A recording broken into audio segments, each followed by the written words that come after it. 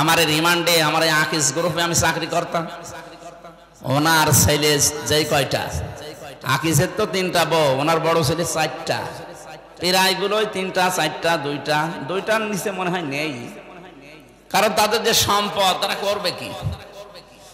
বিয়ে করার জন্য কয়েক প্রকার মেয়েকে বেছে নেওয়ার নির্দেশ আছে। 1 নম্বরে অসহায়, 2 নম্বরে বিধবা, 3 নম্বরে স্বামী পরিত্যক্তা, তালাক প্রাপ্তা যারা।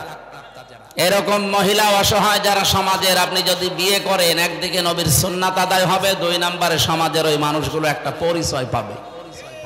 কারো চেহারায় মুগ্ধ হয়ে অন্ধভাবে তাকে বিয়ে করবেন শুধু আনন্দের জন্য না। এই কারণগুলো যদি থাকে, সে যদি 2 2 3 3 4 4 বিয়ে করে ইনসাফ কায়েম করতে পারে, সেটা একটা আল্লাহর ওলি। আল্লাহর ওলি দেখার জন্য আপনি সে চট্টগ্রাম চলে যাচ্ছেন। আল্লাহর ওলি তো ওইটা, যে লোকটা এই কাজগুলো করে। এই জন্য বহু বিবাহ যদিও আমাদের এই ভারত বাংলাদেশ পাকিস্তানের সমস্যা, কিন্তু এই কাজটা কিন্তু খারাপ না। কি কথা বলেন না কেন? আপনারা করবেন তো?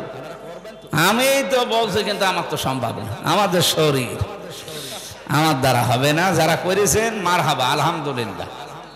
হ্যাঁ।